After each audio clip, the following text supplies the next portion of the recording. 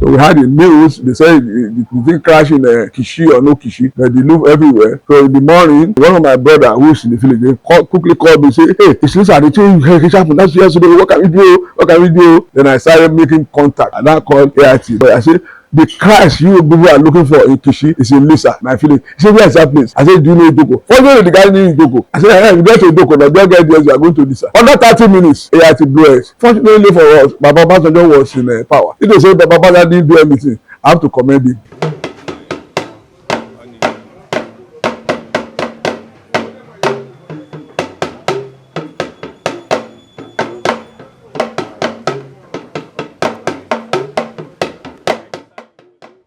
You're most welcome to my palace. My name is Royal Majesty Oba Oladele Najeemdeen Ayinla Odugbemi Ali-Odu I, the Onilisa of Lisa Kingdom in Ifo Local Government precisely. Well, Lisa is a traditional name in Yoruba word. Let me put that way. It's one of those names our forefathers have to create, which have become significant to the development of each ancestral community throughout Yoruba nation. Back in the golden days of Yoruba evolution. In those days, there were no obas. Long before we started having oba in every community, no obas. So every community had to do with what we call Ogboni traditional council. So the head of Ogboni is always Oluwo, who happens to be the prime minister or the head of state of that community. So the next person to him is Lisa, who is the prime minister, head of the government. It goes down like that, up and does all like that. So Lisa is prime minister. But Lisa town here was founded around after our movement to Abeokuta from Igbo Egbas in 1830. Every community that settled there after 5 years, 10 years, the first decade, they started migrating out of the Abeokuta city, looking for community where they can call their home and do their farming activities, hunting activities, and other things like that. So my grandfather migrated with his cousin from our ancestral compound in Abeokuta, which is Lisa compound, number 54, Igbore Road, Abeokuta city. My grandfather, I said, is a Ifa priest, and he happened to be hunter. And when he came here now with his cousin, they had in mind that they want to be doing hunting, farming. Then when they settled, be consulting with his Ifa. He's also a warrior.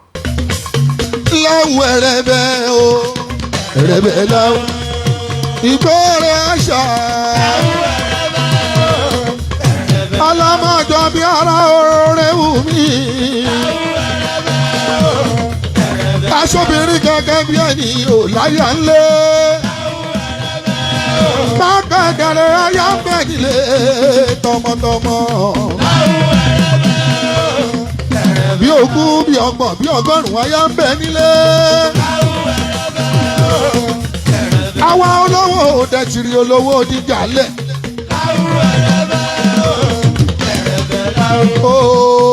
Owó lè là ń lò ó, a ò máa yáwó ṣọdún o.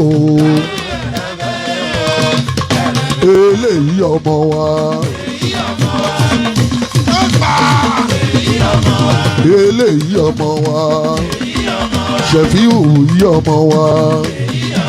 Eléyìí ọmọ wa. Ajẹ́pẹ́ ayé bàbá kẹ́pẹ́, ajẹ́pẹ́ ayé. Ajẹ́pẹ́ ayé ìwà bàbá kẹ́pẹ́. Lórúkọ gbogbo ògùn tó wà ní àgbáyé ìkúnlẹ̀ 56. Ọlọ́wà dá yìí sí. Gbogbo orí adé adá yìí sí. Àsìkò tẹ́ ẹ̀ jẹ́ oyè yẹn ẹ̀ mọ̀ sí rere. Ẹ̀ nígbà kísà kẹ́yìn aṣọ. Ẹ̀ níjẹ̀gùn kẹ́yìn ran. Ẹ̀ ní ṣubúkà kẹ́yìn ilé.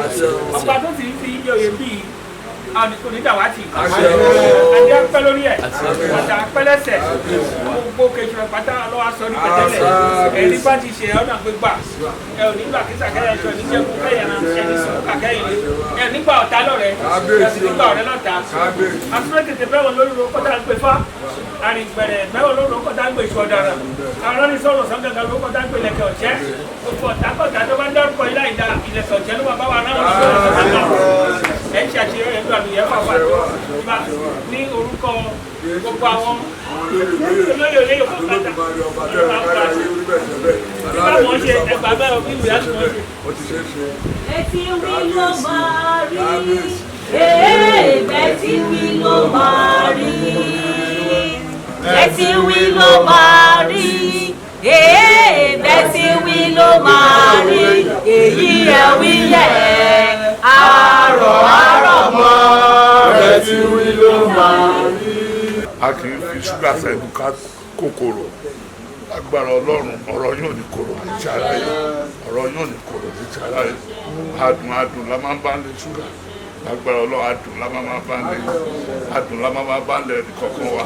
Betty wí ló máa rí Betty wí ló máa rí Betty wí ló máa rí Betty wí ló máa rí èyí ẹ̀ wí yẹ̀ àárọ̀ mọ́ Betty wí ló máa rí. Àti ẹ̀yin àti gbogbo àwọn tó ń tẹ̀lé yín wá joyè ẹ̀ ní kábàámọ̀ atare báyìí gidi tiẹ̀ láàbọ̀ gbogbo tẹ́ ẹ bá dáwọ́ ní báyìí a máa gún sí rere o orógbó oníkẹ́gbó ẹ̀gbó ẹ̀tọ́ o. Betty wí ló máa rí Betty wí ló máa rí èyí ẹ̀ wí yẹ̀ àárọ̀ mọ́ Betty wí ló máa rí. Tó ti ń ṣe nǹkan ayọ̀ ẹ̀ ní fún ìkorò bẹ́ẹ̀ o nǹkan adùn yìí ó ta kó wá láti fi ṣàdúrà fún yín lẹ́yìn fún èyí ayé amaládùn ó yín rèé nítorí ti mú adùn ẹ̀wà kò tẹ́ta tó mọ̀ ayé yín á lóyin ayé yín á máa dùn lásìkò tẹ́ ẹ joyè yìí ìgbéga a máa wá yín rí o ìdíjẹ́ ní ti ní lọ́wọ́ kò ní mọ̀ dàgbò nígbà tí báyìí tí àwọn alálẹ̀ kan bá wa gbà bẹ́ẹ̀ o.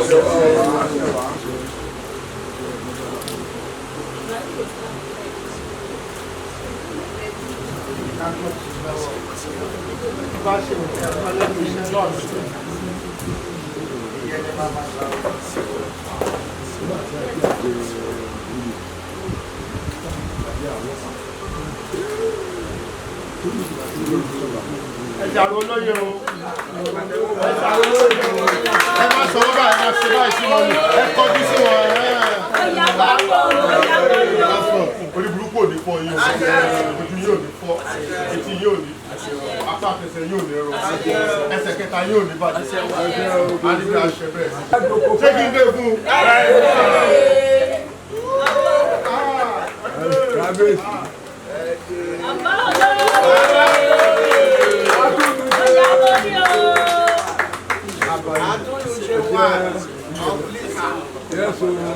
ilẹ̀ ó fọ́ ọba pé ọba ọba láṣẹ ọba tó dáadé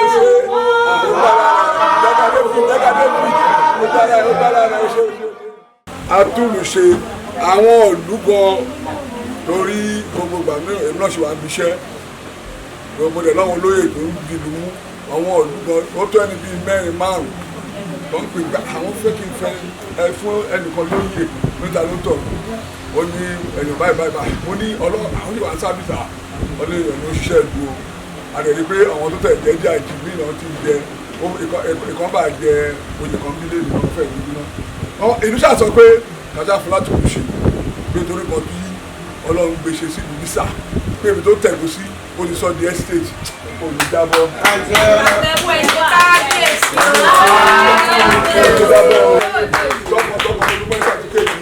oyè tá a fẹ́ jẹ lónìí àníbínú gbà lọ́wọ́ ẹ̀. My name is Adesina Samuel Adegoke Jesu and Onilisa of Lisa land. I'm very happy. I've been assisting the community, for long. So for giving me the title, I encourage me to do more. I advise the council and the community to be encouraging on sending their children to school. So in order to have an education, so that the town will be more exposed than this. Ẹ ti joyè iṣẹ́ àkọ́kọ́ lélẹ̀ akọ̀fẹ́ fàṣẹ lélẹ̀ ni onífẹ́ ti wà nínú ìrìn àjò yẹn gẹ́gẹ́ bí àlàyé tí kábíyèsí ṣe fún wa ọ̀nà ti jì lórúkọ kábíyèsí àdẹ̀dúpẹ́ lọ́wọ́ yín fún ìfọwọ́sowọ́pọ̀ yín pẹ̀lú kábíyèsí Onilisa ẹ kú àdúrótì ẹ ní mọ̀tì ojú òde ní tìyín lágbára ẹ máa mọ̀ ṣe o. ẹ ní wọ́wọ́ tí ẹ ní wọ́mọ tí àjọ ṣe ẹ̀yìn àti kábíyèsí bàbá wọn ní Lisa Ìbàdàn á túbọ̀ máa dùn sí i àsìkè àmà básìkè ẹ wà ní fi tí iṣẹ́ tẹlomi ìbá àṣẹ bẹ́ẹ̀ ẹ bá wọn ṣàṣẹ o. gbogbo ẹ̀yin ládéládé ẹni fi tí iṣẹ́ tẹlomi o ìtẹ́ wá ṣe lẹ́nu ẹni fi ṣàṣẹ mọ́ a máa dùn sí i. lórígun mẹ́rẹ̀ẹ̀rin àgbáyé ẹ máa gba yìí ni ẹ ní tẹ́ ojú ò ní tì yín ìmọ̀ta ò ní ṣẹlẹ̀ yín lórí o ayé yín aládùn.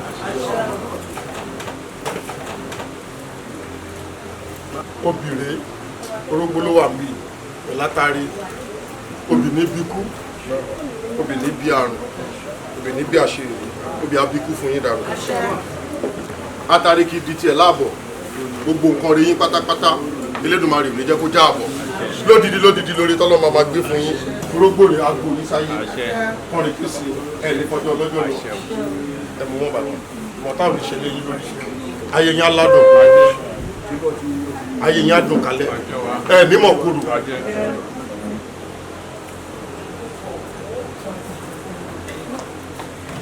ní òtí rẹ̀ tó foyín sẹ́nu tó gbojú jẹ́rí báyé bá rí yín wọ́n máa yọ́nú sí yín gbogbo ibi tẹ́ ẹ bá dé pátápátá lórílẹ̀-èdè àgbáyé adùn àtayọ̀lẹ́ máa bá pàdé rẹ̀ ẹ ní rí tìjú ẹ ní rí korò ẹ ní rí bànújẹ́ ọkàn yín á balẹ̀ lójú alẹ́.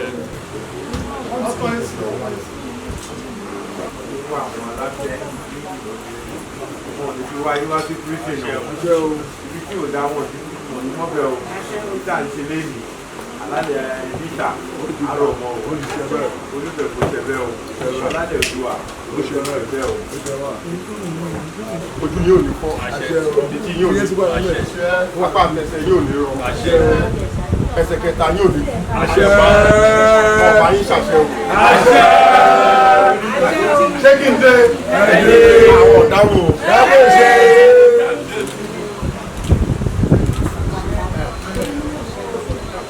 lọ ẹ pàtẹ́wọ́ ẹ bá ààrẹ o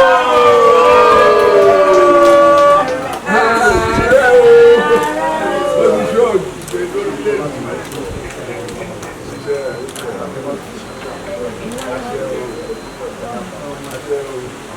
yẹ olóko ṣẹ̀fíù òun ló ṣe gbogbo agbo in fact it was great ọdún ẹlòmíì ààrẹ ní abẹ́ àwọn ọba bíi lẹ́gbàá bí abẹ́ bàbá wa Olú Ìgbórè òun tún jẹ́ ààrẹ gbogbo Ìgbórè bẹ́ẹ̀ lórúkọ gbẹ́ngbà tó jẹ́ pé Lisa yìí náà Ìgbórè náà lọ́ọ́ ti ṣẹ̀wọ́n lábẹ́kúta wá síbí so àwa fi ti Lisa bàbá wa ní Olú Ìgbórè wa fi pé gbọ́dọ̀ ti jẹ́ ààrẹ Lisa Ìgbórè gbọ́dọ̀ jẹ́ Ìgbórè kan náà ni gbogbo Ìgbórè ló kápá ẹ̀ láti fi Ẹ̀gbá láti sí so kì í ṣe ààrẹ kékeré o ààrẹ ńlá ni o. ẹ bá mi ṣe ààrẹ o. o ní kò ní o gbogbo ọmọ tó bí o ní kú ẹ lórí o princess ò ní kú ẹ lórí o wọn ò ní kú wọn princess lórí o gbogbo ọmọ tó tẹ̀lé princess wa lọ́kùnrin lóbìnrin wọn ní kú ọ nínú o ẹ fi jàbí èèyàn ààrẹ ní ṣàlùwẹ́ mi túmọ̀ ìdọ́là ó túmọ̀ ẹ lórí àdúgbò àdùtọ́ bó ṣe máa rí lóyún o àbí bá ṣe yẹn gbà ẹ ṣe o. So I've been working with my chiefs, even as Baale.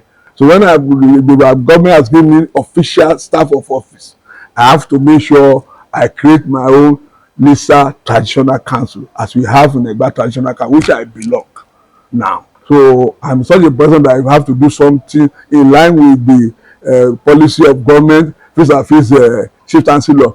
So this significance of today is that I'm inaugurating the Lisa Traditional Council. We have conferred so many agency types yesterday, like over 20 or 22. We started 3 days ago, and we are going to finish up this morning before we go to the playground to come and do some dancing, some drinking, and stuff like that. First significant.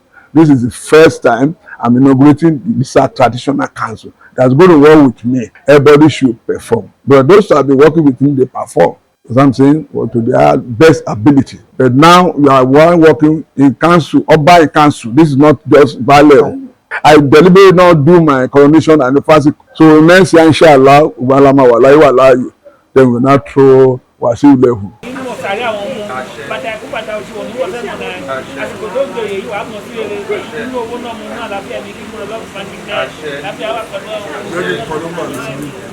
Àgòrè àdìrọ̀bà yà ládùn ní àdùn àyàkún lọ́jọ́ alẹ́ ni o lè mọ̀ kúrò agbára ilé ìdùnnú àdìyà níbi àṣẹ bẹ́ẹ̀ gbogbo agbó ẹ̀ sáyé atari kí di tiẹ̀ láàbọ̀ gbogbo orí ẹ̀ pátápátá lódìdí ọlọ́run máa ṣe bóyá ayọ̀ nìyẹn ayé àníyọ̀ ànílọ́jọ́ alẹ́ ni o ní ní láàárọ̀ kó má ní lọ́sàn ní ní lọ́sàn kó má ní lálẹ́ ó gbóore tọ́lọ́ ń kólé lọ́wọ́ abẹ́ lọ́jọ́ alẹ́ ó ti rí bèrè ti ṣe bẹ́ẹ̀.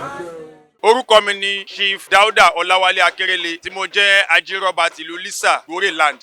Mi ò lè sọ bínú mi tún ṣe dùn tó lẹ́nìí torí pé kí ni oyè yìí ló ń pè ní ẹni ńlá ní ṣeun ńlá eégún ńlá ní kẹ́yìn gbàlẹ̀ gbogbo olóyè tó ti jẹ èmi ni mo jẹ oyè gbẹ̀yìn àti pé ìdùnnú mi ni pé nígbà tí wọ́n máa gba adé alákọ̀ọ́kọ́ tọ́kọ́ gba adé yìí tí wọ́n máa confam wọn ní ọdún tó kọjá as new king of Lisa Kingdom ìyẹn kábíyèsí wa Najeemdeen Oladele Ali-Odu I èmi ni olóyè tọ́kọ́ pè ní ajírọ́ba èmi lọ́kọ́ nominate as first chief in this kingdom tó jẹ́ títọ́ba. So inú mi dùn púpọ̀ inú mi dẹ̀ dùn pẹ̀lú àwọn aráàlú torí àwọn aráàlú gan wọ́n nífẹ̀ẹ́ mi gẹ́gẹ́ bí ọmọ ìlú.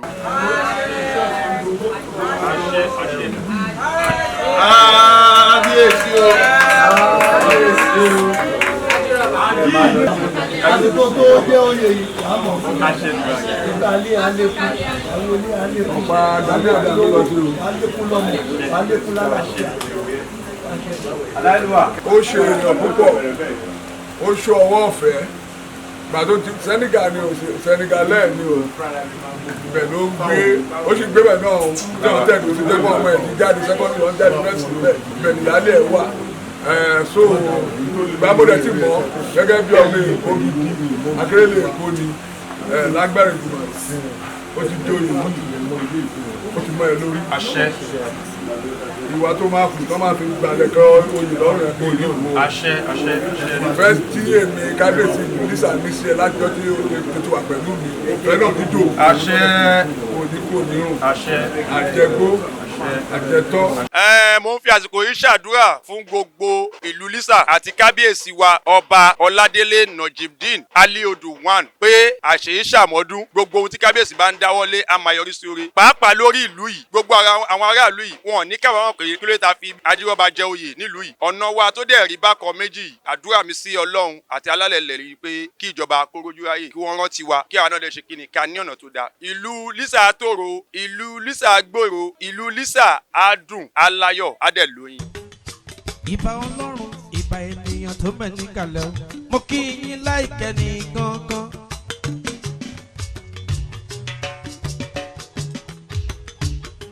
Ìbà ládéládé ìbà lóye o mo kí yín láìkẹ́ ní gangan.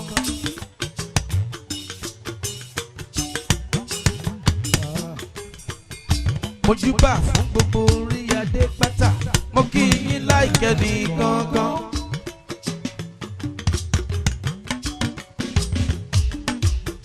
Chief Amuludun Lisa mo ti gbé tuntun dé mo kí yín láìkẹ́ ní gangan. Ìbàrẹ̀ Elédùmarè akọ́dá ayé aṣẹ̀dá ọ̀run bẹ́ẹ̀ kò ló bá ti júbà ilẹ̀ o dandan ní kílẹ̀ ó lanu fún bọ́mọdé bá ti mọ̀ wọ́wẹ́ o dandan ní kó bá gbàjọ wò.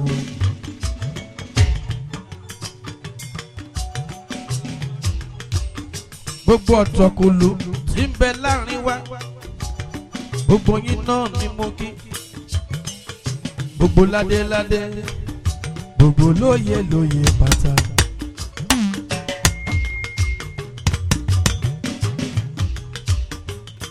Gbogbo ẹni tí bẹ́ẹ̀ ní kalẹ̀ pátá mo kí wọn bẹ́ẹ̀ mi ò lólóbi ẹ̀ ní gangan.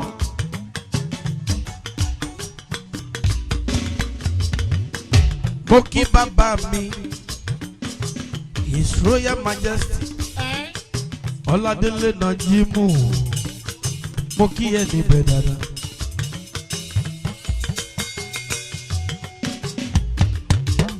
gbogbo alálẹ̀ tó ń bẹ ní ìlú Sàpàtà gbogbo àwọn tó tẹ̀lé yìí dó gbogbo yìí pátá ni mo kí.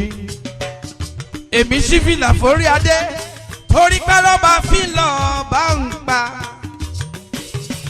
ọba má pa mí. mo súnmọ́ bá níwọ̀n ẹgbẹ̀je mo jìnnà sọ́ba níwọ̀n ẹgbẹ̀fà. Gbadewọ̀lú Lisa bàbá mi ni Ọ̀làdélé mi náà jí mu. má bínú pé mo bá ẹ lóye mo pe olórúkọ orúkọ là ń kọ́ baládé. gbogbo lóye tó jẹ lábẹ́ kábíyèsí gbogbo yín dán pátá ni mo kí.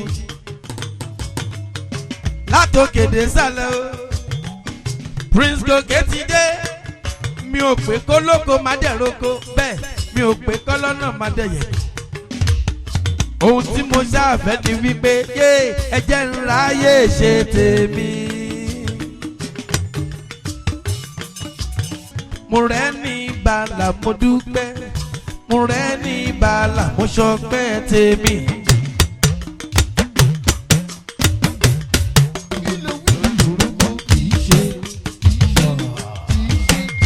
Prince Gòkè mo ti rẹ́ ní bàlà mo dúpẹ́ o mo ti rẹ́ ní bàlà mo ṣọpẹ́ tèmi.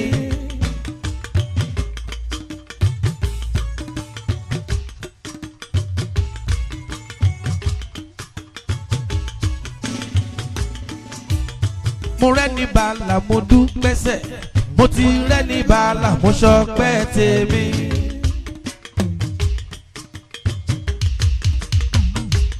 mo ní mo ti rẹ́ ní bàlà mo dúpẹ́ o mo ti rẹ́ ní bàlà mo ṣọpẹ́ tèmi. torí bá ò bá rẹ́ ní bàlà bí ọ̀lẹ là rí. ẹ bá mi tọ́jú ajírọ́bà tèmi nìkan jọjọ. olóyè ọ̀tọ̀kùlù láàrin ìlú ọmọ kábíyèsí Odugbemi. àwọn Prince Gòkè tó ń ṣeré lọ́wọ́ Amuludun tó ń jẹ́ lọ́wọ́lọ́wọ́. mo ní bá ò bá rẹ́ ní bàálà nílé ayé ń bí ọ̀lẹ láàrí o.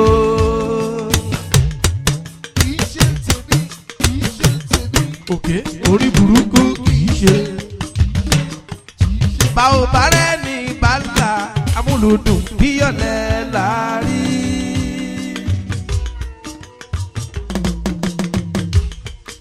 ẹ bá mi tọ́jú chief gbogbo tó ń bẹ nílùú Lisa pátápátá. àtàyè ṣe máa gbóhùn lẹ́nu mi. ẹ̀gbánilé mọ̀ níyàbí ẹ̀gbọ́n mi ni èèyàn mi ní ọlọ́láyé mo bá ròde. bá ò bá rẹ́ ní bàálà nílé ayé bí ọ̀lẹ láàrí o. mo dúpẹ́ mo rẹ́ ní bàálà orí mi ló gbére kò mí o. Prince Gòkè ti gòkè mo bẹ́gbẹ́gbẹ́ ló jẹ́ kí wẹ́gbẹ́ gba ọ̀pẹ. ó yá sọ wípé ìlú Lisa yìí o èlé bọ̀jẹ́.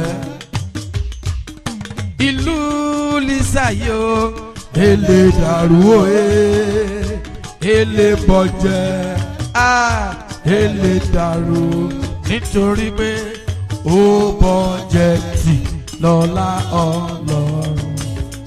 mo tún ní ìlú Lisa yìí o èlé bọ̀jẹ́. ìlú Lisa yìí o èlé dàrú o èlé bọ̀jẹ́ èlé dàrú. nítorí pé ó bọ̀jẹ́ tì lọ́lá Ọlọ́run. Ọládélé náà jí mú mi mo ti rẹ́ ní bàálà mo dún pẹ́sẹ̀ mo ti rẹ́ ní bàálà mo ṣọpẹ́ tèmi. òkè orí burúkú kìí ṣe. Ọlọ́run ló jẹ́ kí eléyìí kó jẹ́ àṣìmọ̀. bàbá ó pé ọdún kan gẹ́gẹ́ tí ìjọba gbé ọ̀pá àṣẹ wípé àmọ́ rírì ọba Najeemdeen òun wá ìdàgbàsókè àti ìlọsíwájú Lisa. òjọba tó fẹ́ ẹrú tó fẹ́ ọmọ ìdàgbàsókè Lisa ló jẹ́ lógún níjọba ṣe design lọ́ṣẹ̀ṣẹ̀ confinement tọ́gbé ọ̀pá àṣẹ fún bàbá ó pé ọdún kan gẹ́gẹ́ bàbá àjọ máa ṣe 20 years ni. ọ̀pọ̀lọpọ̀ kẹ́ sọ pé àṣẹ àjọ máa ṣe 50 years ni pẹ̀lú àṣẹ ọlọ́run ẹ̀ pẹ́ fún wa. ibi ara pápá là ń bẹ́tù ibi gìjàgìjà là ń bẹ́kùn bami ọládélé ibi gìlọ̀gìlọ̀ là ń bá kòkò ara fídà àti iléèfé ìta gbangba là ń béwé ajílẹ̀ kéke òjòjò oníṣàjẹ́ kó má lè nọ́jà kókó lára ọ̀tá lẹ̀. àdúpẹ́lẹ̀ ẹ̀kọ́ sí àdúpẹ́lẹ̀ bàmẹ́ Olu of Ṣọ̀kẹ́ thank you very much baba bami Olu of Lisa Kingdom àdúpẹ́lẹ̀ wọ̀nyí gbogbo ìgbà la máa ń rìn ìgbà tí bàbá gba ọ̀pá àṣẹ àjọ wà níbí báyìí náà ni ọlọ́run ní jẹ́ kẹsẹ̀ wa kó sì ń bí torí pé ìkọ́ dáadáa la jọ ń bára wa ṣe. bami Olu of Ìpẹ̀bí láti àná ló ti dúró ti Onilisa àti ìlú Lisa bàbá àwọn alálẹ̀ àtúbọ̀ máa dúró tì í pẹ̀lú àṣẹ ọlọ́run ẹ̀ẹ́nì rí wàhálà ẹ̀ẹ́nì rí dààmú. a kí gbogbo àwọn traditional rulers tó wà ń gbé gbogbo àwọn oníṣẹ̀ṣe lápapọ̀ a kí yín o gbogbo ìyálọ́jà gbogbo bàbá lọ́jà a kí gbogbo CAN Christian Association of Nigeria tó wà bí a kí gbogbo yẹn kú àdúrótì a kí gbogbo Islamic Society pátápátá a kí gbogbo youth lẹ́ẹ̀kan sí abẹ́ṣe opening prayer. ní orúkọ Jésù ọlọ́run bàbá ẹ̀mí mímọ́ ọba tó jẹ́ kó ṣeé ṣe olúwa sọ̀kalẹ̀ wá ọlọ́run àwọn àgbààgbà ọlọ́run kábíyèsí tí ń bẹ láàrin wa ẹ sọ̀kalẹ̀ wá àfi ìlú Lisa ilé ọlọ́wọ́ lẹ́ni tá à ń ṣe ayẹyẹ gbogbo ọkàn tó wà níbí ẹni tí ò ṣe wọn ayọ̀ rí láti ń lọ́kẹ́ bẹ̀rẹ̀ sí ṣe wọn ayọ̀ ìlú Lisa ilé ní kó gba àtúnṣe ọlá àti ìbùkún ọlọ́run kó sọ̀kalẹ̀ fún wa nígbà tẹ́yìn olóyè ń ṣe ayẹyẹ yìí ògo ọlá àti ìbùkún nílùú yìí olúwa kó sọ̀kalẹ̀ gbogbo kábíyèsí ọ̀ràn bí ẹ nídòkú òjijì tá a bá ń padà lọlé ká wọlé láyọ̀ àtàlàáfíà ká má fẹ́ lẹ́yìn ṣàṣemọ́ Jésù olúwa wa. àwa ẹgbà tá a wà níbí báyìí sí o. báwa o. ṣẹ́gbà wà níbí ṣá. báyìí sí o. báwa o. a kò gbọ́dọ̀ já wa ní àbẹ́kọ̀ a kò gbọ́dọ̀ dínà ara wa a kò gbọ́dọ̀ jára wa níyàn ẹni ìbánu iPhone tí bá ní kó mú wa kó gbà pálásà kò gbọ́dọ̀ drag. àbẹ́kọ̀ mọ́mì tó lu glasses yẹn máa mú fóònù yín bọ̀. mọ́mì ìwé mẹ́. tọ́lù glasses ti rí àwọn ti tọ́jú ojú ara wọn. ó ń sọ ìmọ̀ yín láyà bí. ẹgbàá méjì lásìkò tá a wà yìí. kò tí ẹ ṣe àsìkò tí ráìsì kúrò ní bóyá 7,000 tó padà sí 50 something tó lẹ́sì látẹ̀yìnwá yìí. àtẹ̀yìnwá ló ti lẹ́sì bọ́. bàbá wa gbójẹ síwájú bọ̀dá tó kópa yìí. lèmi máa sọ pé ọmọ ẹ̀gbá ni máa ní kó gbé fún mi kó má já mi yàn. ẹ̀gbọ́n a máa para wa rí o. jáde ẹ̀rá wo rí nbí kí ti gbé o. àwọn ọlọ́mọ káfapá wà káfàjẹ wà káfògìrìgìrì ọwọ́ tó kọ̀ délé iṣẹ́ rí mọ́dẹ iwájú ọlọ́kọ̀ tí ń sowó ẹ̀yẹ́ lọ́kọ̀ á sì jìgbà lẹ́kẹ̀. gbogbo ara máa rí tají ṣe pẹ̀lú àṣẹ olóhùn. àní ṣe lásán. lẹ́ẹ̀kan sí bàbá wa níbùdó kábíyèsí adúpẹ́ lọ́wọ́ yín o ẹ̀kọ́ àdúrótì láti àná bàmí ọba Najeemdeen Ọládélé Ayinla Odugbemi Onilisa àti ìlú Lisa Ali-Odu I wọ́n ní ká dúpẹ́ lọ́wọ́ yín o. Bami Olu of Makogi, we appreciate you a lot. Adúpẹ́ lọ́wọ́ yín. Kéèyàn tó lè fi nǹkan tó ṣe sílẹ̀ lọ́tún lọ́sẹ̀ kó wá bá wa ṣàjọyọ̀ nílùú Lisa kò kí ń ṣe kékeré. His Royal Majesty Ọba Jimoh Adébáyọ̀ Olú Ìmẹ̀dùn ńlá of Mowe Town. Kábíyèsí ẹkún rẹ̀ lágbára Ọlọ́run. Ìrùkẹ̀rẹ̀ ajẹjẹjẹ adókínní. Adé apẹ́ lórí àṣẹ apẹ́ lẹ́nu. Èyí tá a rí ń bílẹ̀ ní àníbi ṣàrímọ́. Gbogbo àwọn àyálọ́jà pátápátá ẹ bá mi ṣàmì àṣẹ igbó ọjà la máa gbọ́ àní gbogbo ẹni ìdájà ẹni tó dájà máa kú ibi pítípítí là ń bọ́jà ibi pítípítí àti kábíyèsí àti gbogbo àwọn aráàlú àtàwọn tá a wá ṣe àjọyọ̀ ìgbólé la máa gbọ́ àní gbogbo ẹni ìkọ́lé ẹni kọ́lé a máa kú ibi pítípítí là ń bálé ibi pítípítí àtolórin àti gbogbo àwọn tá a wá pátápátá àtàfà ìgbó ọ̀nà ní gbogbo wa máa gbọ́ àní gbogbo ẹni ìdáná ẹni ìdáná a máa kú ibi pétépété là ń bọ́nà ibi pétépété pẹ̀lú àṣẹ Ọlọ́run àjọ máa ṣàmọ́dúnú. a kí Ọlọ́run fún irú àyájọ́ ọjọ́ tòní Ọlọ́run tí ò dojú tì wá Ọlọ́run tí ò kọ̀ ẹ̀yìn sí wa Ọlọ́run tí ò jẹ́ kí a dá ọjọ́ ayẹyẹ yìí lè kú lọ́wọ́ Ọlọ́run tí ò sọ ọjọ́ ayẹyẹ dòní di yẹ̀yẹ́ mọ́ wa lọ́wọ́ a kí Ọlọ́run dáadáa. Mo gbẹnu sọ fún gbogbo àwọn olóyè pátápátá wípé gbogbo àwa tá a wá lónìí ẹ ṣé ẹ kú ìfẹ́ wa ẹ kú ìfẹ́ ìlú ẹ kú ayẹyẹ tá a jọ ń ṣe pọ̀. Mo kí àwọn bàbá wa tí wọ́n ti wà láti àná tí wọ́n wà pẹ̀lú wa àwọn ọba aláyélúwà méjì ti dúró tì wá látàná nígbà tí a ti ń ṣe ìjáwé oyè ni wọ́n ti wà pẹ̀lú wa àṣekábíyèsí fórí adé o ẹ kú ìfẹ́ onílísà ti ìlú Lísà His Royal Majesty ọba Najeemdeen Ayinla Oladele Odugbemi Ali-Odu I ẹ jẹ́ ká ṣe kábíyèsí fórí adé o ẹ ṣe orí adé àgbo gbogbo wa o. oyè amúlùdùn tí mo jẹ́ oore ọ̀fẹ́ ọba òkè ni láti múnú ara lùdùn láti múnú ara wa dùn láti múnú ẹbí wa dùn jákèjádò.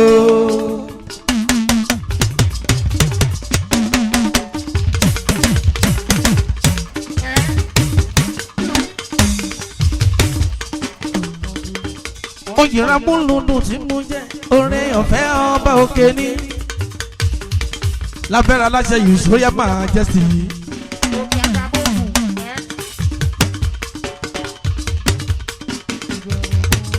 ẹ bá mi tọ́jú yẹyẹ Amuludun incoming a máa padà san owó oyè last náà ni ọmọládé ayé Adegoke gbogbo lóye pátá wọn ní ìparapọ̀ kí n bá wọn dúpẹ́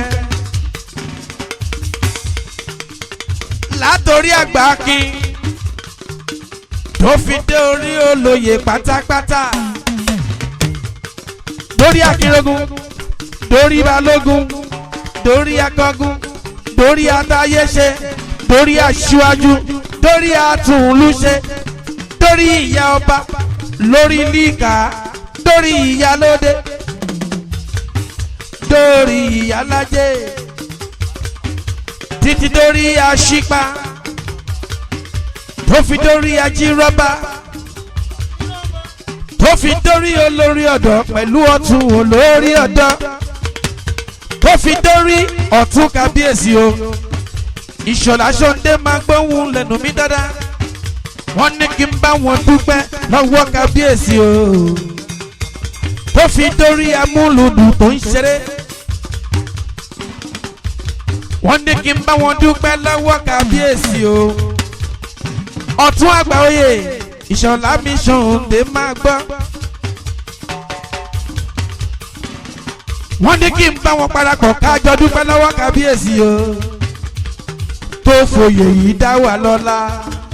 alright ìlú Lísà yìí o èlé bọ̀jẹ́ ìlú Lísà yìí o èlé dàrú o èlé bọ̀jẹ́ a èlé dàrú. ó bọ̀jẹ́ tì lọ́lá ọlọ́run. I remember when I was nobody. lórí Lísà náà la ṣì wà ìtàn Lísà ni mò ń pa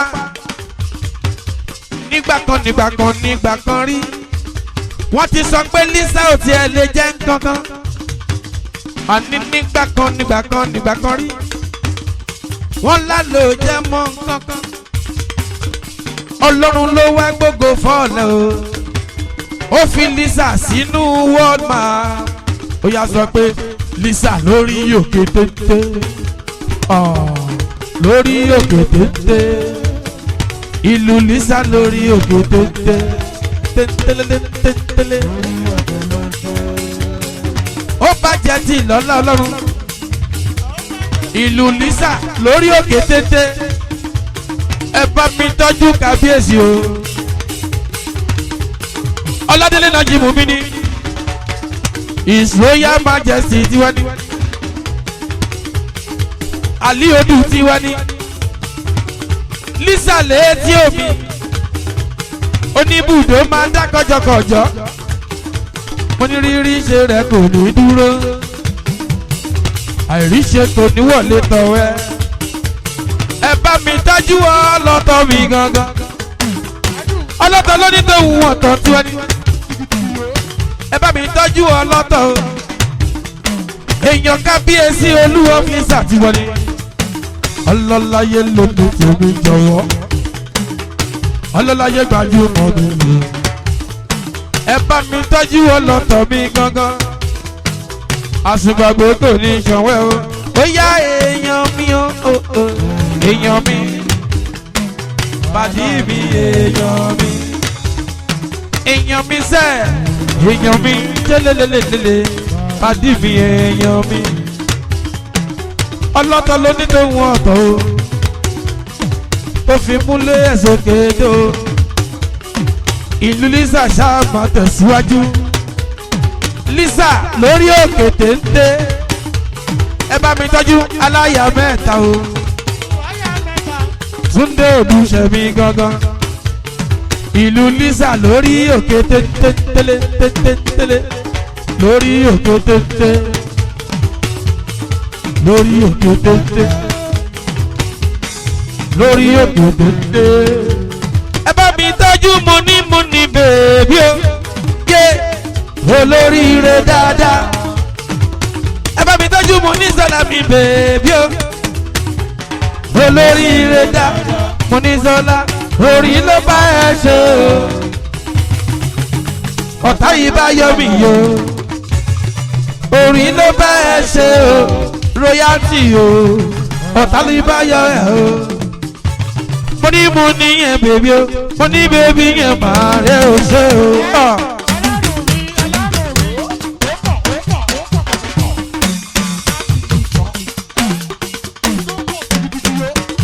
tọ́jú oníbùtò Lisa Oladele Najeemdeen His Royal Majesty tiwa ni o ẹ káàbọ̀ sórí ètò táwa yìí ìlú Lisa kò ní ìbàjẹ́ o oníbùdó Lisa His Royal Majesty Oladele Najeemdeen gangan ìwọlọ́kọ̀ òrékè lẹ́wà mi bàbá Prince lókè tó ń bọ́ amúlùdùn gbogbo Lisa ó yà sọ pé wọ́n ń sọ̀rọ̀ ẹ̀ sọ̀rọ̀ apá wọ́n jòróró lójú wọn ṣe tán kábíyèsí ìpínlẹ̀ bẹ́ẹ̀ yẹn jẹ́ kó wà bẹ́ẹ̀ yẹn ó lè wúlò ìyẹn ní tùmọ̀rọ̀ òdodo ọ̀rọ̀ ní ọ̀bọ ó yá àdáni má gbàgbé lọ́bọ̀ lọ́rùn mi.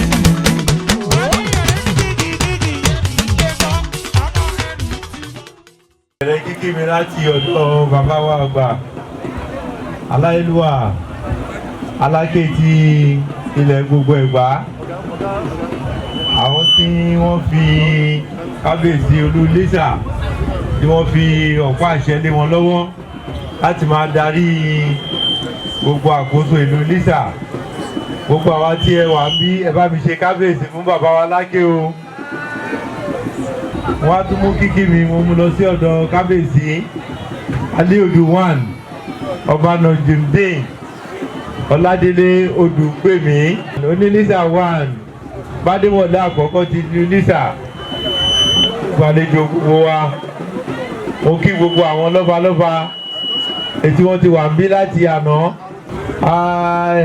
ètí à ń ṣe lénìí oṣojú mi kòró láti ìjẹta oṣojú mi àwọn olóyè tí wọ́n jẹ nílùú Lisa pẹ̀lú nǹkan tí mo rí láti àná wọ́n kájú ẹ̀ so mò ń gba gbogbo àwọn olóyè mò ń gbà wọ́n ní àmọ̀ràn báyìí pé oyè tí a jẹ lénìí oyè láti fọwọ́sowọ́pọ̀ pẹ̀lú kábíyèsí ni kí ẹ má fi kábíyèsí nìkan sílẹ̀ pé a ti joyè àwa míì tá a bá ti joyè bẹ́ẹ̀ yẹn ó rí plate number láti máa rí wọ́n wá gba gbogbo àwọn ọ̀dọ́ gbogbo àwọn àgbààgbà tó wà nílùú mo gbà wá lámọ̀ràn wípé ẹ jẹ́ kí a fi ọwọ́ sowọ́pọ̀ pẹ̀lú kábíyèsí láti gbé ìlú Lisa láti gbé lárugẹ láti jẹ́ kó máa lọ sí òkè ọba nìkan kò lè ṣèlú o ìlú ò dá ṣe fọ́ba o tó mo fi àsìkò yìí mo fi rọ gbogbo wa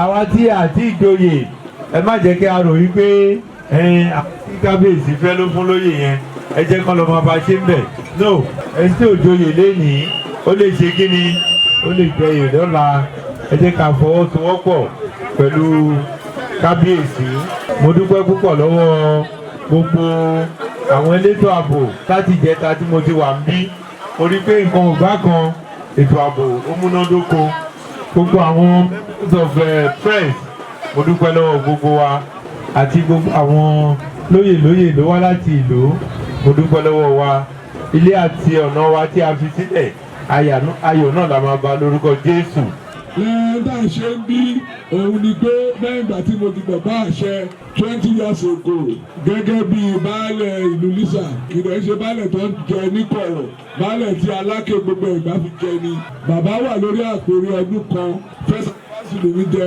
baálẹ̀ èmi ni first baálẹ̀ tí bàbá aláké fi jẹ ní gbogbo ilẹ̀ ìgbà pátá so láti ìgbà yẹn láti ń bá bọ̀ mo ti lòjọba mẹ́ta OGD amosu àti dàpọ̀ a ti gba ìwé ọba láti 2019 ó rí bí kò ṣe rí àṣẹ ọba náà ni nígbà tó wá di dacia wọ́n ṣe wàá gbé sáfẹ̀ fọ́fíìsì kì í ṣe àná mo ṣe gba ọba o gẹ́sẹ̀tì méjì mo ní o kò tí ì lè jẹta o so tí n bá ń ṣe 20 years anniversary as traditional ruler in Baale ship I have the right to do it lágbára Òdùmarè ìlú Lisa ò ní bàjẹ́ o so lágbára Ọlọ́run lágbára onílẹ̀ lágbára àṣẹ alálẹ̀ ìlú Lisa tí mo tọ́ka sí lọ́kàn gbogbo àwọn tẹ́wá bá a ṣe lẹ́nu àdélé báre àrìn àkòyá ẹbí ayọ̀ ló máa bá ìdílé o mo dúpẹ́ lọ́wọ́ kábíyèsí mi tọ́tù wá mi láti jẹ́ta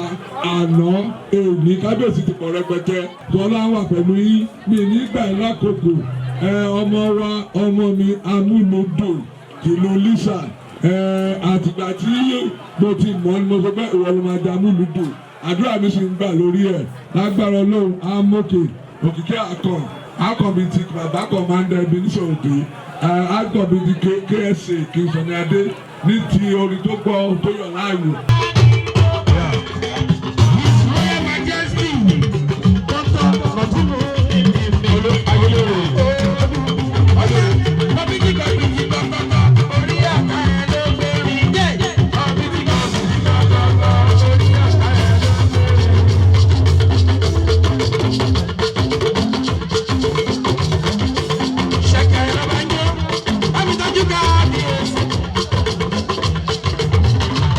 Ọbí ti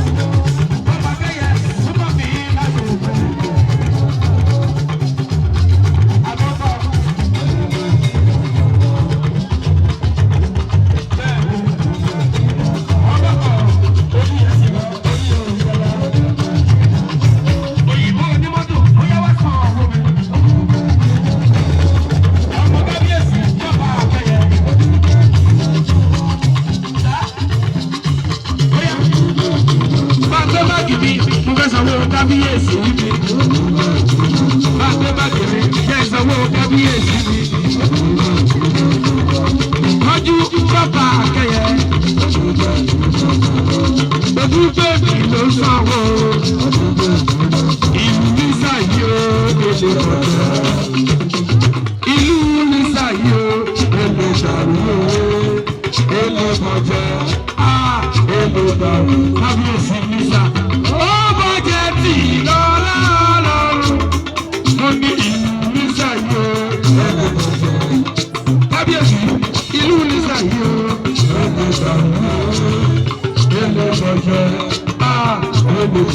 Oladele Najeemdeen ó bá jẹ́ tì ó yá láti kékeré ló ti mọ̀ nípa òde.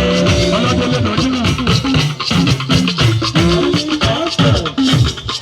Oladele Najeemdeen mi gangan.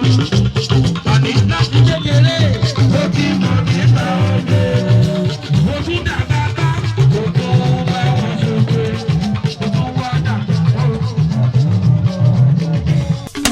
Ṣẹ̀ṣẹ̀ bẹ̀rẹ̀ kílẹ̀ tì rí a sì máa gòkè sí torí bí kí ìgbàláyé tó mọ̀ ó ṣáájú pé bàlá àtàkùn bá kú láti bí dèdò ó máa dùn takùn lọ dádó wájú àwáyé àtùpà táyé lòlú sanwó táyé fún mi o táyé lòlú eléjì rẹ o ẹ bá mi tọ́jú ọ̀tún jìgì tọ́jú ìṣọ̀lá mi ṣòde.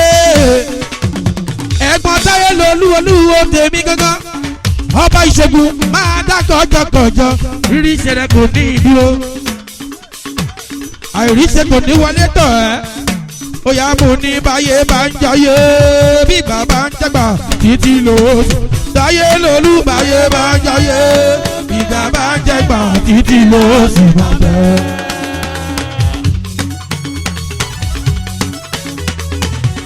Tọ́jú táyé lolú eléjì rẹ tọ́jú ọ̀tún jìgì bàbá prince gòkè tó ń ṣeré. Tọ́jú táyé lolú tọ́jú ọ̀tún jìgì o bàbá kọ́rẹ́ntolú ọmọ ìlú Lisa pátá o. Ọ̀tún ìṣọ̀lá mi ṣòǹde. Bàbí tọ́jú olúwo ọba ìṣègùn tọ́jú Jimmy Akínyadé tọ́jú Jimmy mi Akínyadé gbajúmọ̀ mi gangan ó ń sanwó táyé lolú ó yá mú ní báyé bá ń jayé ibú owó bàbá ìbejì òyìnbó onímọ́tò títí lóṣù lágẹ́sì báyé bá ń jayé ìgbà bá ń jàgbà títí. Ìlú arúgbúdú kò ní bàjẹ́ ìlú Lísà kò ní dàrú tọ́jú àkókò ràkúmọ̀ mi arúgbúdú gbajúmọ̀ yìí tọ́jú Akínyadé gbajúmọ̀ mi òyìnbó onímọ́tò balógun arúgbúdú sanwó táyé lolú Akínyadé òyìnbó onímọ́tò báyé bá ń jayé ìgbà bá ń jẹgbà títí ló máa bẹ yé báyé bá ń jayé tọ́jú balógun arúgbúdú. Bámi tọ́jú Abdulhakeem Baale arúgbùdù èèyàn ti Akínyadé yé mo bá ròde gan bí wọ́n bá ń lówó àwa máa ń lówó. Wọ́n sanwó Hakeem arúgbùdù mo ní bí wọ́n bá ń lówó àwa máa ń lówó. Bí wọ́n máa ń kọ́lé àwa máa ń kọ́lé. Èèyàn tàkókò àkúmà mi arúgbùdù bí wọ́n bá ń lọ́lá àwa máa bí wọ́n bá ń lówó. Táyé lolú olúwo Lísà ìwọ máa a ò lè sá lọ fẹ́ ní kankan nílẹ̀ yìí o a ò lè sá lọ fẹ́ ní kankan nílẹ̀ yìí o ibi tó bá gbà ibi tó bá wọ̀ tọ́jú kò ṣe má ní ohun tó bá ṣe o ó yá sáré sọ pé wèrè la fi ń wo wèrè.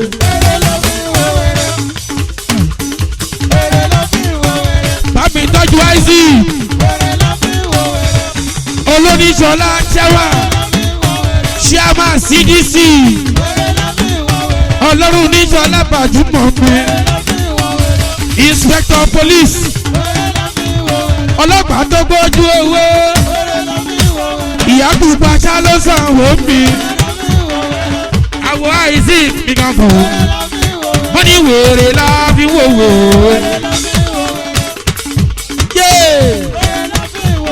tọ́jú balógun arúgbùdù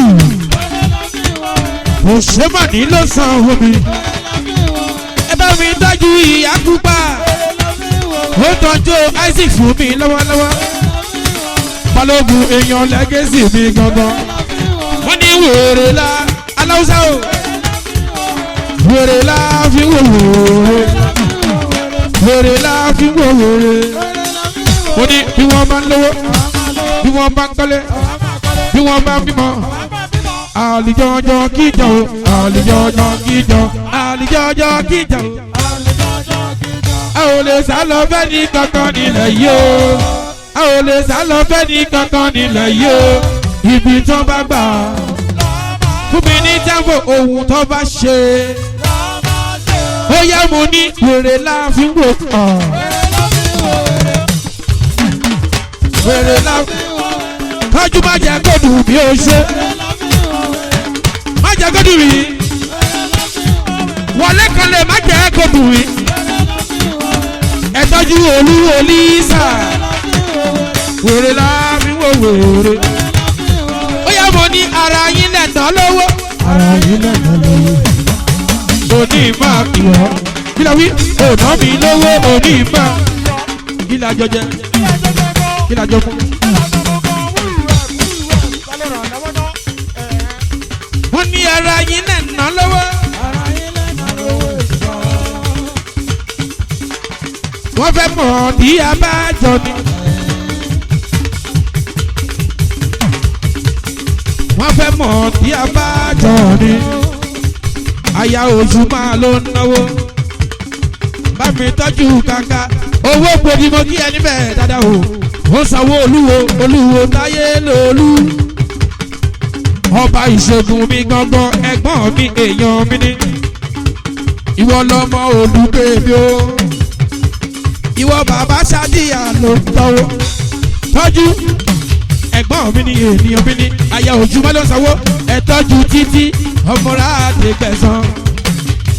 mo ní wọ́n fẹ́ mọ̀ tí a bá jọ ní yé àìmọ̀ tí a bá jọ ló bí wọn nínú ló fọ́ wọn lórí ló sì wọn níwí yé olùyé wọn wọ́n fẹ́ mọ̀ tí a bá. àjọ ìyálé mi wá o àjọ ìyálé mi wá ọmọ dúdú bá kọ̀ mí àyàfi pípọ́n ṣẹ̀ṣẹ̀ àyà máa ẹ̀jẹ̀ ìlọ bí bá sùn lóru kí máa wá bílò máa yá o èèyàn láyà nílé ó ń sọ nínú nítanra. Ọlájúmọ̀kẹ́ òkè gbogbo isi hs alọ́nà ọmọ ẹgbẹ́ alájẹsẹ́kù ẹ̀yin tolúwa dára sí mi mọ́ kí wọ́n níbẹ̀ àìdòkìyálé mi wá o àìdòkìyálé mi wá tọ́jú títí bèbí àyàfi bí pọ́sẹ̀ ṣe àyà máa bí bá sùn lóru èèyàn láyà nílé tọ́jú títí ọmọ àdégbẹ̀sán ṣeun ṣèbí dọ́là ló ná ó yá ọlọ́mọge Cinderella ọlọ́mọge Cinderella ó ń tó kí àyà yìí bọ̀.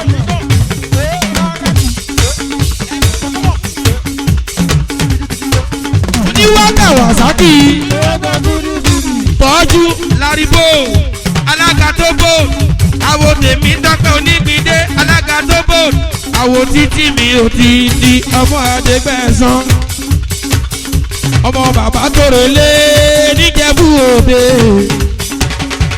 tọ́jú onígbìndé ọlọ́láyé mò bá ròde olúwo àìdòǹkìyálé mi wà àìdòǹkìyálé mi wà ọmọ dúdú bá kọ̀lù àyàfi bí gbọ́sẹ̀ ṣe.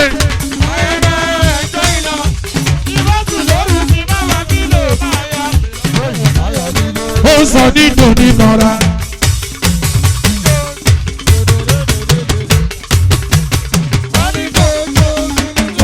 ókè olúwo àwọn tí ẹ wọn ò sanwó mi ìwọ náà ná lówó ó yá jẹ́ ìsáré sọ pé bèbí o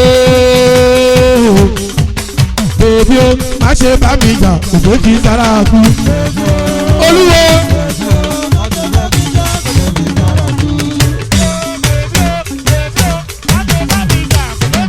olúwo bèbí o. yìí kúrò nípa kábíyèsí wa. bàbá ńlá ló sanwó ọ̀túnba bàbá ńlá ló sanwó ọ̀túnba lọ́wọ́ balógun sanwó ọ̀túnba lọ́wọ́ ọlọ́láyé mo bàròdé bàbá ọlọ́mọ púpọ̀ ní bàbá wa títí ni wọ́n máa ṣàpọ́nlé ẹsẹ̀ ìbárí ẹ̀ lóde.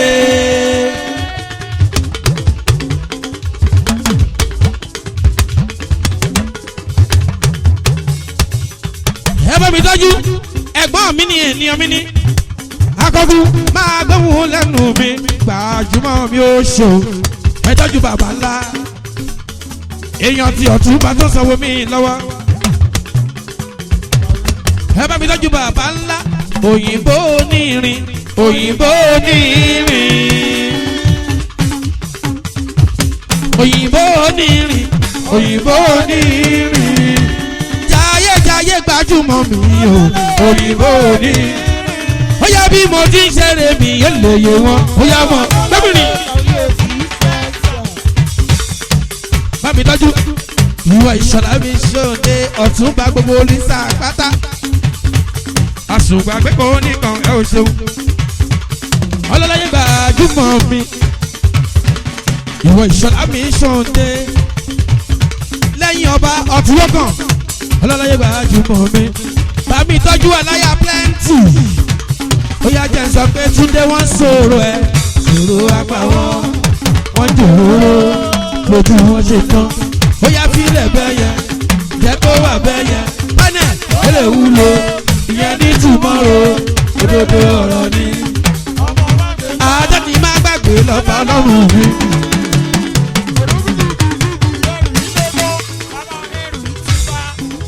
àádọ́ni má gbàgbé lọ́ba ọlọ́run mi. pátì bíi ká lábẹ́ ká fi kí o sí. ọ̀tún Lisa bí ká lábẹ́ bá wà lábẹ́ tán Bísí lábẹ́ tán tó bá ti fẹ́ sanwó ìyókù ìbáwẹ̀ ta ẹ̀wọ̀n lójú ayé.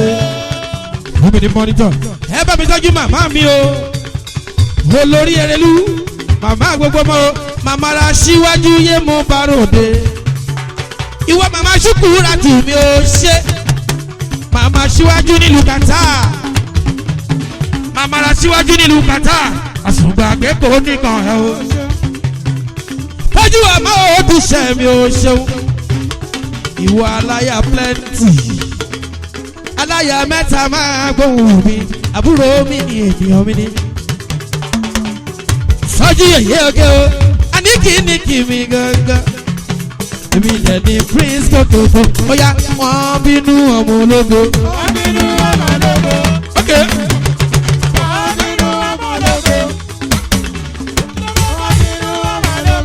wọ́n bínú o wọ́n bínú o olófo ló ń bínú ọ̀hún ológo kábíyèsí Lisa wọ́n ń bínú ẹ ìwọ ló máa rẹ́yìn wọn olú tìlú Lisa ọkọ ọ̀rẹ́kẹ̀ lẹ́wà mi gangan táyé ṣe súnmọ́ mi láyé òun ìwọ ọkọ ọ̀rẹ́kẹ̀ lẹ́wà mi ọ̀tún Lisa ló ń jíjú ayọ̀ yìí wọ́n bínú o wọ́n bínú o wọ́n bínú ọmọ ológo bàbá búkì búkì mi ni wọ́n bínú o wọ́n bínú o wọ́n bínú o wọ́n bínú o bóyá 1 2 3 4 báyìí ti tó Olúwa Ọlọ́run gbogbo ayé ẹ ti tóbi tó gbogbo ayé gbogbo ayé gbogbo ọ̀run gbogbo ayé Olúwa ẹ ti tóbi tó báyìí o báyìí lẹ́ni tó kúkì ọmọ ìyá favour ọmọ ọ̀tún jìgìyẹ ọmọ ọ̀tún Lisa ọmọ ọ̀tún bani àbúrò iskaba.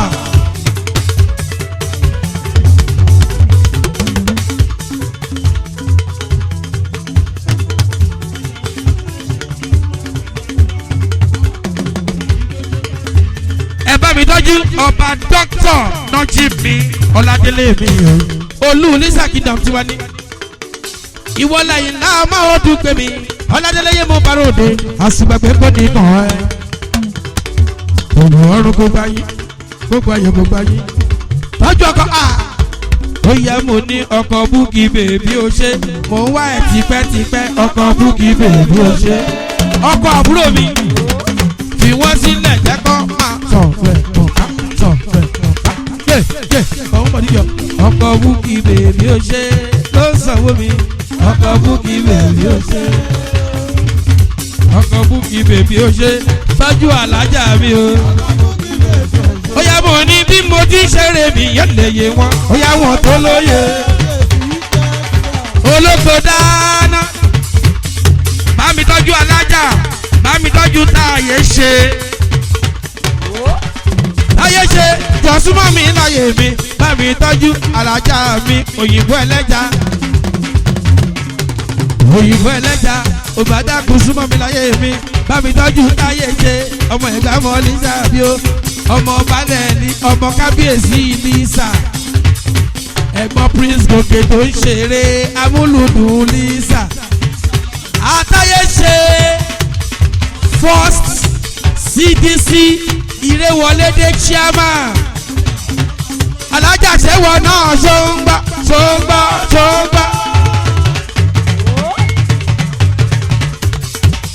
ó sanwó ẹlẹ́jà fún mi lọ́wọ́ alájà.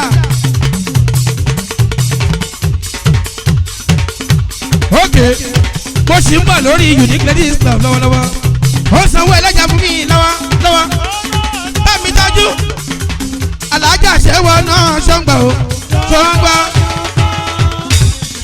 bá mi tọ́jú táyé ṣe.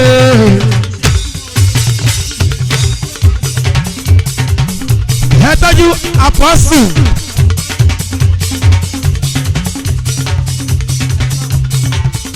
bá mi tọ́jú apọ́sù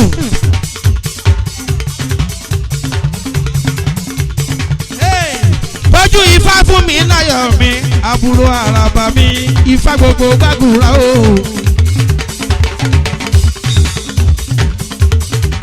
àwíṣẹ́ gbogbo gbàgùrà. mo ń bọ̀ àwíṣẹ́ Lisa ẹ̀gbọ́n ifá fún mi láyọ̀ gbajúmọ̀ mi ó ṣe tọ́jú bàbá ẹ bá mi tọ́jú táyé ṣe.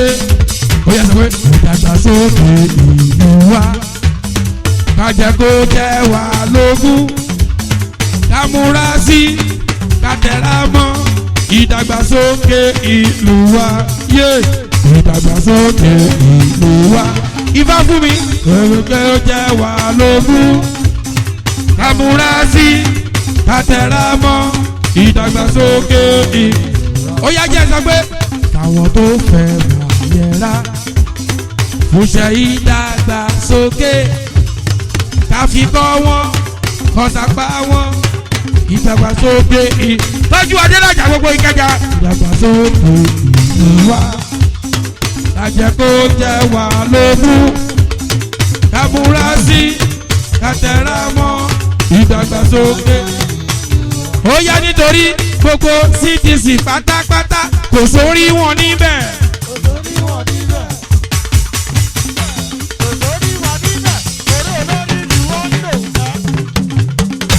kò sórí wọn níbẹ̀ orí olórí ni wọ́n ń lò. àtàyè ṣe gbogbo Lisa bá mi tọ́jú ifá fún mi láyọ̀ àbúrò àwíṣẹ́ àràbà tí mo rí rí.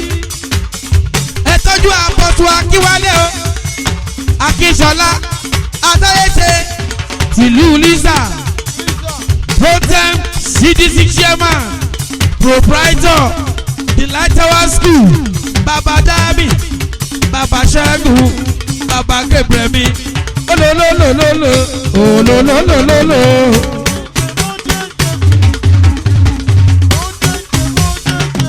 nítorí táyé ṣe àròjọmọ Stephen àròjọmọ Peters jẹjẹ àròjọmọ Jésù Olúwa àròjọmọ Mósè Orímọládé ẹ̀dá kíyèsára kèrúbù ẹ̀yọ̀ sèráfù ẹ̀yọ̀ àfi ìpìlẹ̀ lélẹ̀ lónìí. Adélájà òṣèlú Prince ẹ̀gbọ́n mi gangan rè ìwọ ló dádé adé tí mo dé ìwọ ló dé o ìwọ ló dé ẹ̀gbọ́n mi ní ènìyàn mi ní. bámi tọ́jú ọmọ bá ní adélájà máa gbóhùn mi ọmọ ọ̀sìnú pé bí ó ṣeun. àròjọ ọmọ Stephen àròjọ ọmọ Peters Philemida àròjọ ọmọ Jésù Olúwa àròjọ ọmọ Stephen Orímọ́ládé ẹ̀dá kíyè kérúbù ẹ̀yọ sèráfù ẹ̀yọ àfi ìpìlẹ̀ lélẹ̀ lórí òtítọ́ àfi nítorí àtayéṣe ọlọ́run àwọn ọlọ́run àwọn.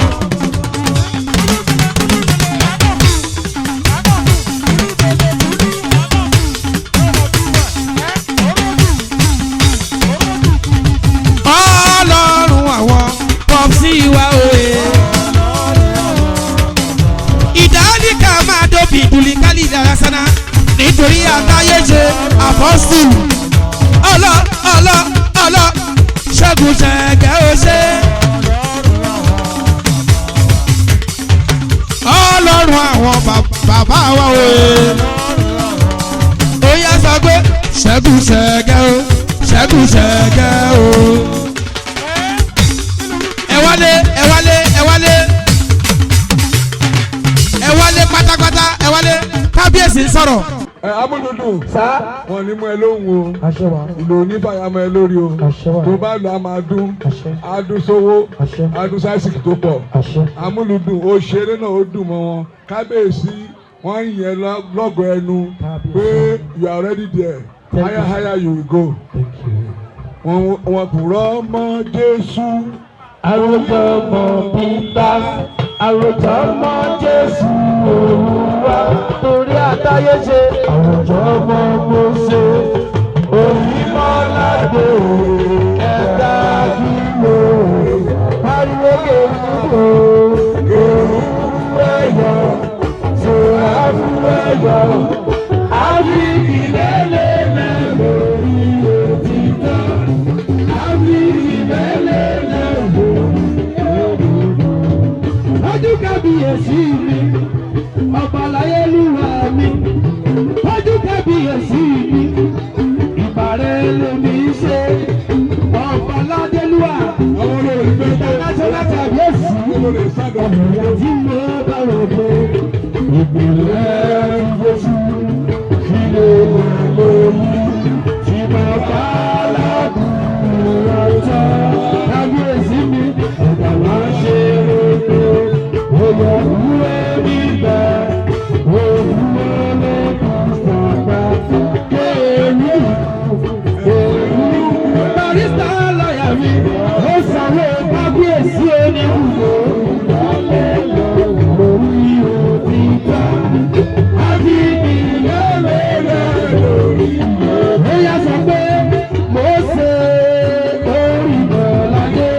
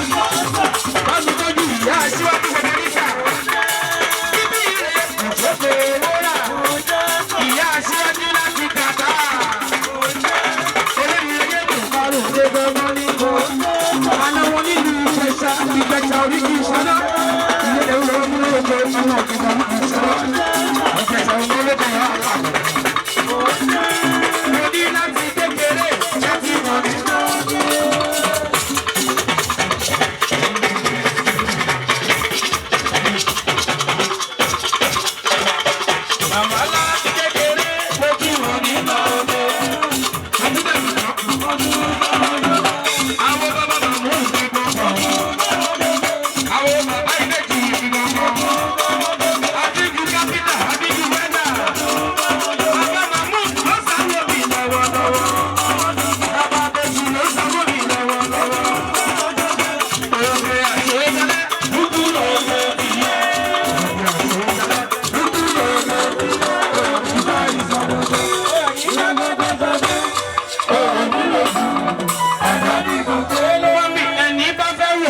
Thank you.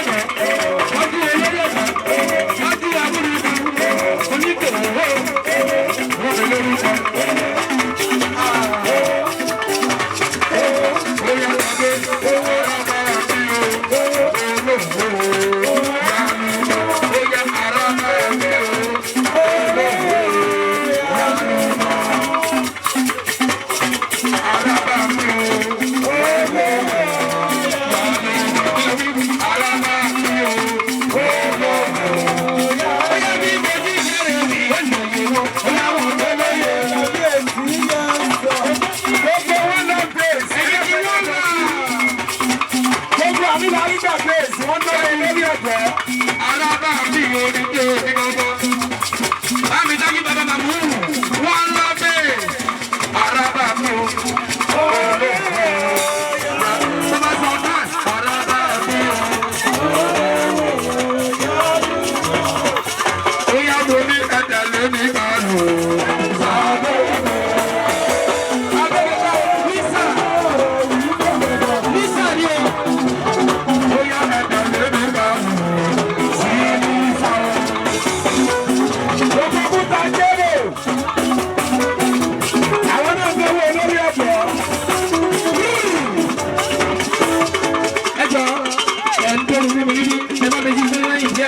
Àwọn tó gbọ́ ẹ̀jẹ̀ ọ̀dọ́ sún sẹ́yìn.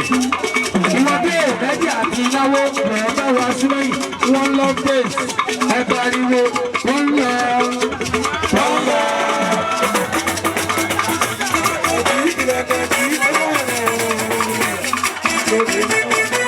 Ẹ̀yin ti mú bàjẹ́.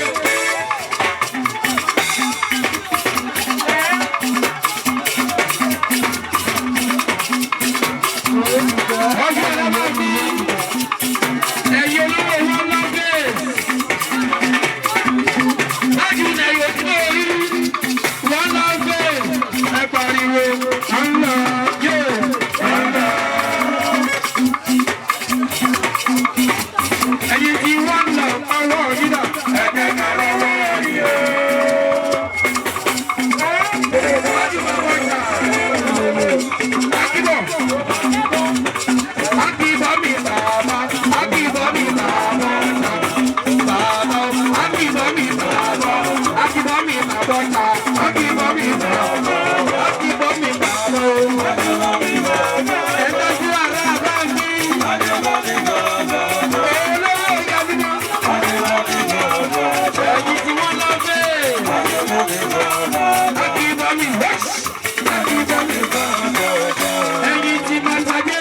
Ayinla ti jẹ́ ìṣeré. Akíbọ̀. Bóyá lọ́dún ọ̀la inú kan, ọ̀la inú kan, ọ̀la inú kan ò ní ọ̀la inú kan. Àwọn àjírọ̀ ọ̀pọ̀ mi ọ̀la inú kan. Ẹ̀kọ́ láàánú kan ọ̀la inú kan. Ìfẹ́ ọ̀la àánú kan ọ̀la inú kan. Ìfẹ́ ọ̀la àwọn àdìrọ̀ ọ̀la inú kan. Ìfẹ́ ọ̀la àánú kan ọ̀la inú kan. Ẹ̀gbájú àjírọ̀ bàbá abúlé ọ̀la inú kan. Èèyàn bọ́bí bọ́bí bọ́bí. Bọ́bí tó sáwọ́ bí iná. Bọ́bí bọ́bí bọ́bí tẹ̀lé. Èèyàn ní Kírísímà. Alábàádì connection. Kírísímà. Aṣáájú ọgbọ́n ló ń sọ̀rọ̀ mi lọ́wọ́. Èèyàn ti máa máa gbé.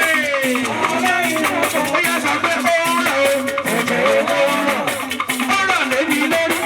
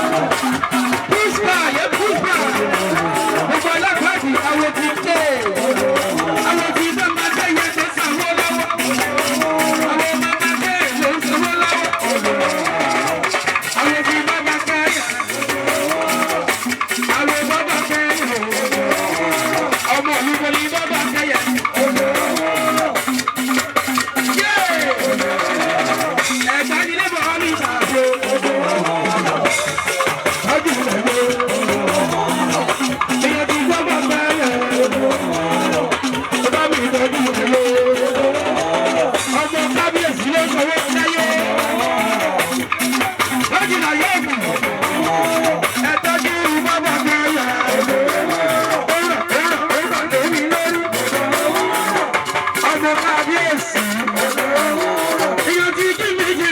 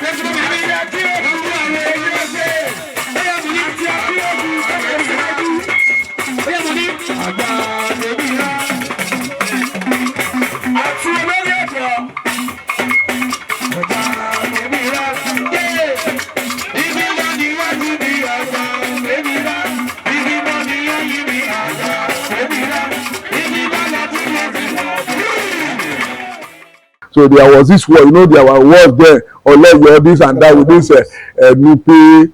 So I think my father went with that to Nupe. That's the Tapa people in Niger State or stuff like that.